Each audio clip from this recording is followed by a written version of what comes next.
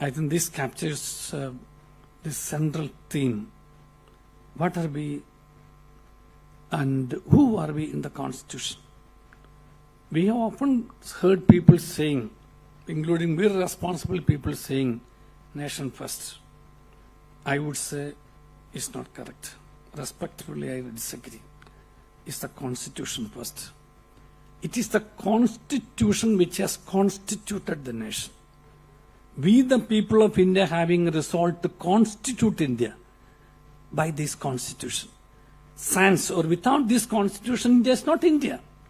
It is neither union, neither center, nothing. What webs together the states and the people together as a nation is the Constitution. So it is the Constitution first, then comes the nation. If we put it otherwise, it may derail from the essential constitutional principles on the nationhood, concept of nationhood, particularly a pluralistic country like India, on what is actually the meaning of the union of states constituting a country. Second point, I would just deliberate and leave it at that, is that, we are constitutionally federal. The question is, are we federally constitutional? This is going to be the second thing that we will be deliberating. Mr. Shetty has taken the leadership in the committee. Since I work from Delhi, he works from Chennai.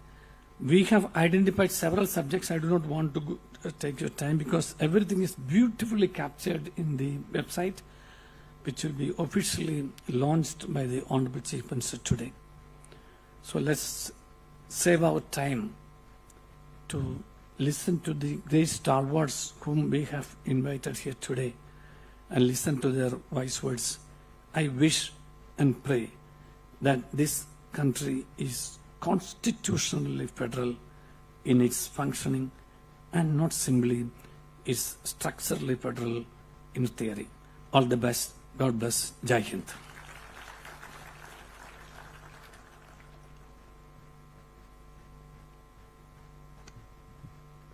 Thank you, sir. அடுத்து உரையாற்ற இருக்கும் சிறப்பு விருந்தினர் கேரள மற்றும் கவுஹாத்தி உயர்நீதிமன்றங்களில் தலைமை நீதிபதியாக பணியாற்றியவர். 2011 முதல் 2018 வரை உச்சநீதிமன்றத்தில் நீதிபதியாக பணியாற்றியவர். தகவல் தொழில்நுட்ப சட்டத்தின் 66A பிரிவை ரத்து செய்த வரலாற்று தீர்ப்பில் முக்கிய பங்கு வகித்தவர்.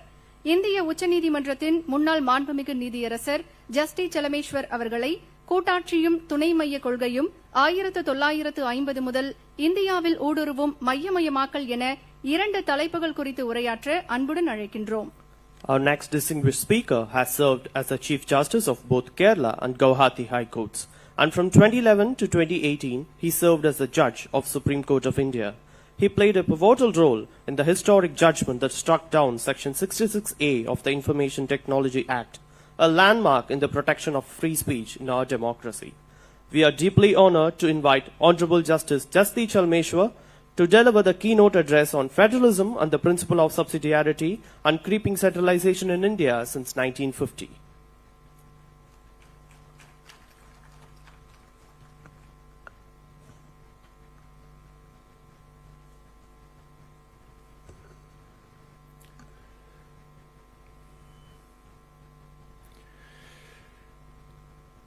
தமிழரசின் முதலமைச்சர் திரு ஸ்டாலின் அவர்களே, my very dear brother Kurian Joseph, members of Kurian Joseph Committee on Center-State Relations, Justice Shah, former Chief Justice of Tamil Nadu, other members, distinguished members of the gathering. I can't name everybody. There are too many important people around. I can't name everybody. You'll forgive me for that.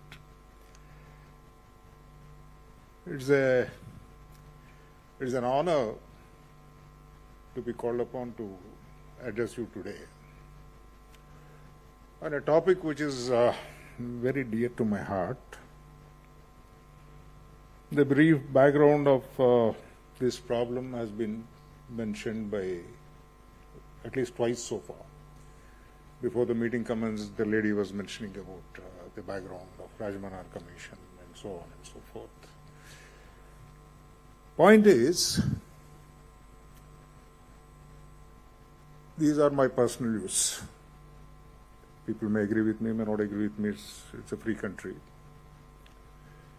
We are fed on a belief for the last 75 years that India is a federation. I have my own doubts about it, serious doubts about it. I'll give you the reasons also. Of course, Supreme Court has little made up the expression. They repeatedly said it's a cooperative federalism, it's a quasi-federation. All kinds of expressions were used, except saying that it's a federation. Why I believe it's not a federation, I'll first give you the reasons, and then what happened in the last 75 years, I'll deal briefly with it.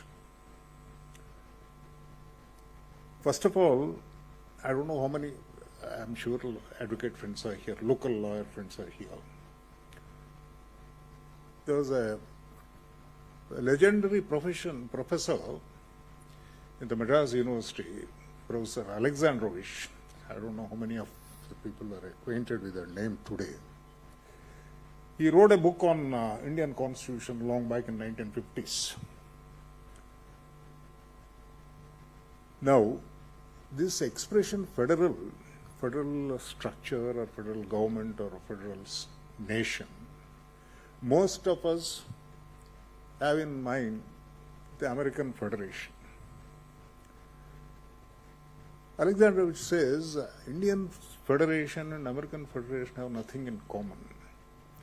American Federation came into existence by a bargain between the 13 independent states. By a compromise, by a bargain between 13 of those states, the American Federation was formed. There was no such bargain. Before the British came to this country,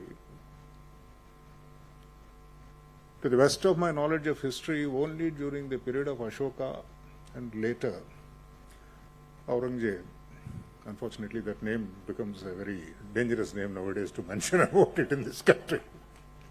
The political fact remains, these were the two rulers during whose regime a major portion of this country was existing as one political unit. Culturally, there have always been differences. They will be there. For how long, I don't know. Based on language, religion, region, all kinds of difference. The worst part of it is the caste in this country. Forget about that for the time being. Otherwise, this country was divided into innumerable principalities.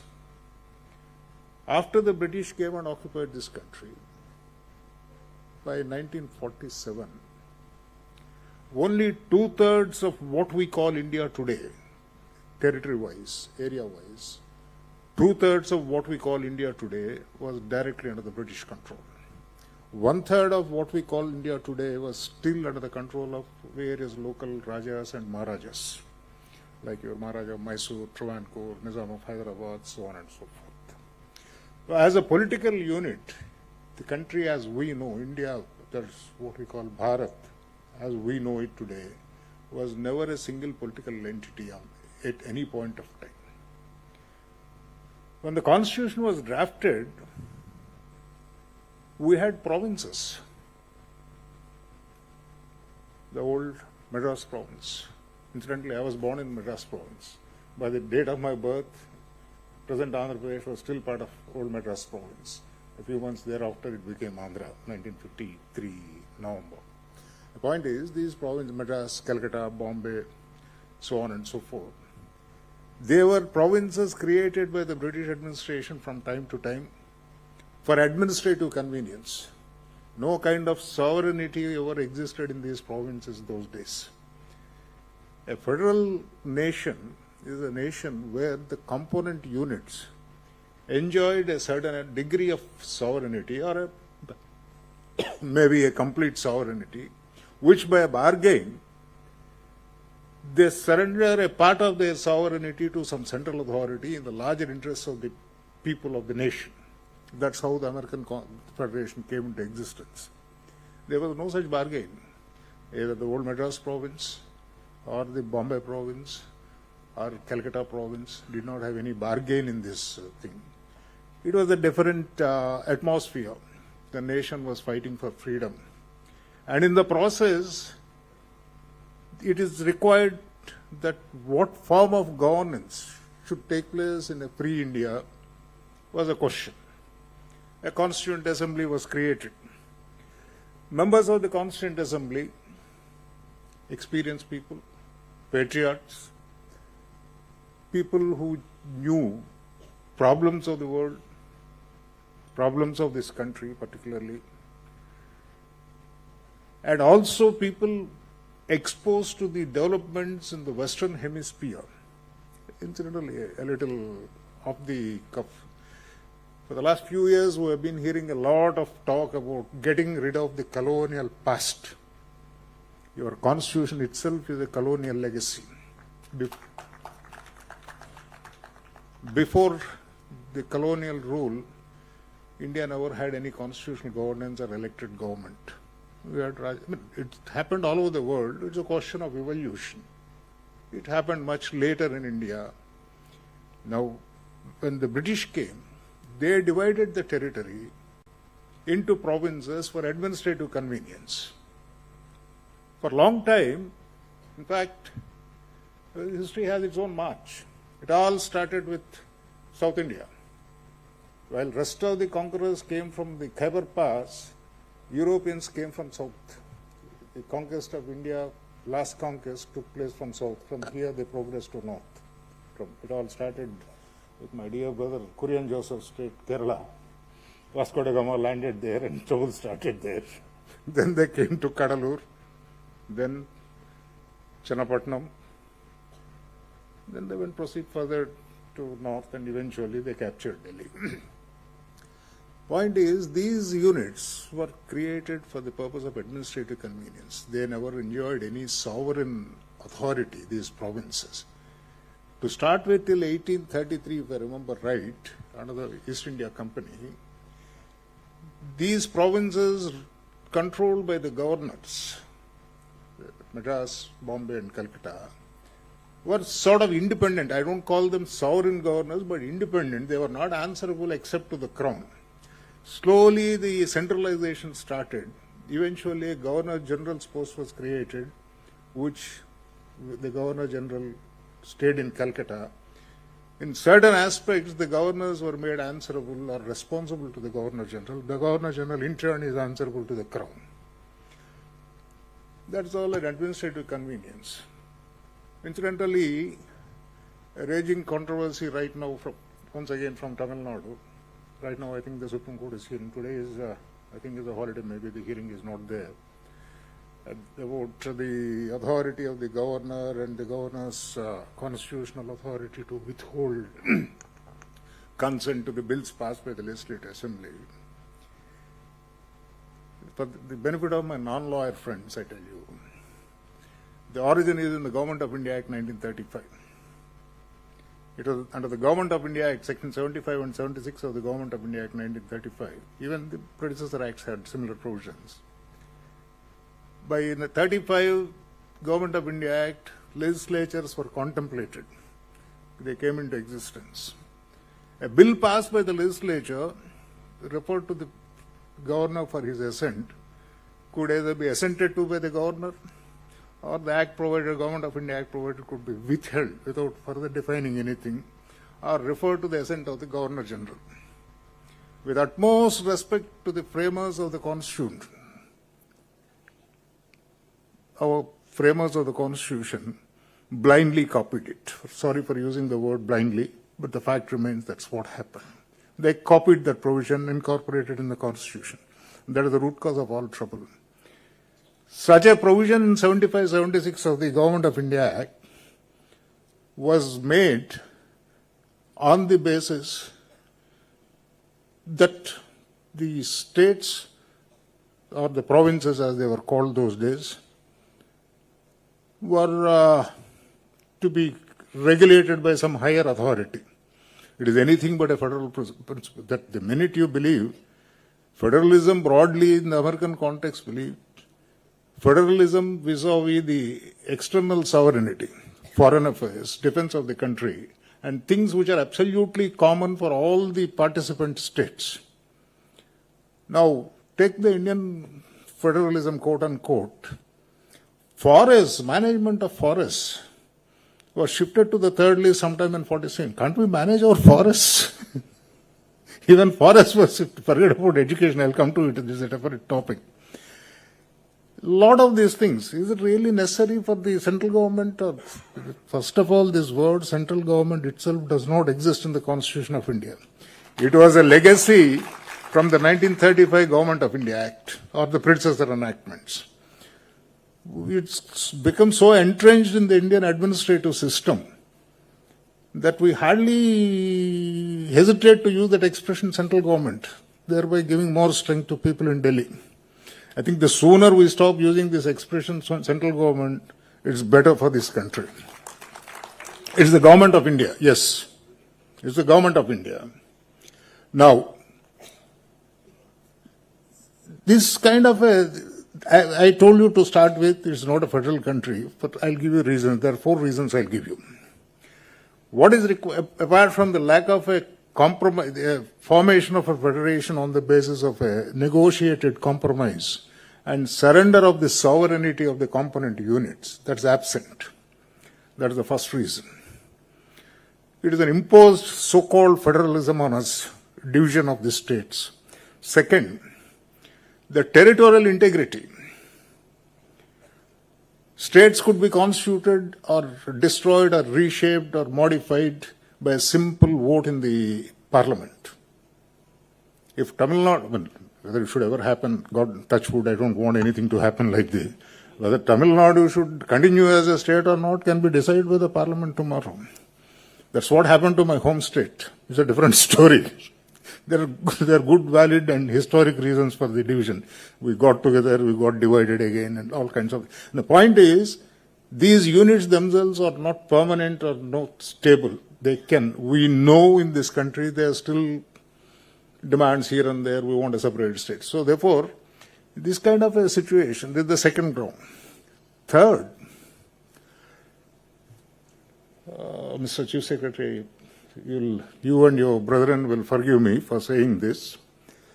Sir, why do you require a centrally controlled service to run the district level administration? Why do we require an All India Service Officer? I don't mean any offense to you. I'm on a principle. Can't the state manage its own affairs, its own officers? See, why should we have a centrally administered service? IAS or IPS. Now, I can understand there are matters in the first list, the 7th schedule first list dealing with the powers of the parliament. For the enforcement of those laws, the government of India may require a machinery. Either they can create their own machinery, or the constitution provides when a request is made or the states are obliged to cooperate with the government of India in the enforcement of the laws made by it. But to run a panchayat, why should a block development officer be an IAS officer? I never understood. And there's nothing wrong with IAS officers, but should it be under the control of the government of India? That's my question. I'm not about the officers, about the system. This creation of All India Service, which was a colonial legacy.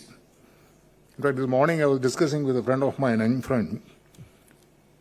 When the civil service system was introduced in Britain sometime in the mid-19th century, which was borrowed or exported to India in the name of ICS and IPS, the move was preceded by a report, some kind of a committee report like what you have, Brother Kurian Joseph Committee, a report called Northcote Trevelyan Report. The report was it was in the context of the introduction of civil service in Great Britain. When the report was being debated in the House, one of the members of the Parliament, British Parliament, he made an interesting comment.